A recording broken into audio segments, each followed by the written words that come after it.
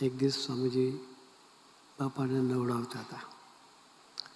નવડાવતા સ્વામીજીએ બાપાને પ્રશ્ન પૂછ્યો કે બાપા 15 દિવસથી આપની સેવામાં છું, આપણે પંખો નાખું છું, પણ મેં એક દર્શન કર્યું છે કે આપ થોડી વાર રહે પગ ચડાવો છો, ઉતારો છો, ક્યારેક કોળવંગા સુવો છો, પણ અડધો પોણો કલાક સુધી આપ સૂતા નથી,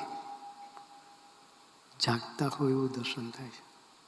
તો આપને ઊંઘ નથી આવતી, કેમ સૂતા નથી? ત્યારે યોગીજી મહારાજે કહ્યું કે હું શાસ્ત્રી મહારાજની સ્મૃતિ કરું.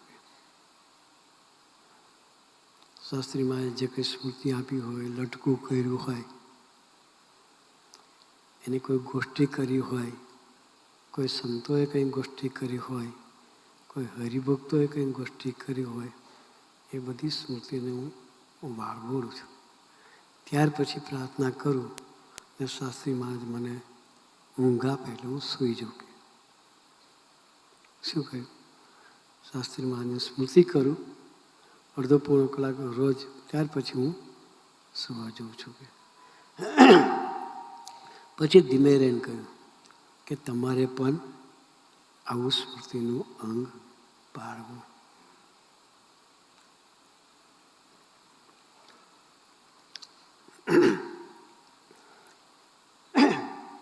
આ જે વસ્તુ છે એ સ્વામીજી કહેવા એ માગે છે કે મોટા પુરુષ સાથેની તમારી પ્રીતિ છે, પણ એ તમને પોતાના ગણીને અધિકાર કરી શકે એ સંબંધ થાય એ સાચો સંબંધ છે.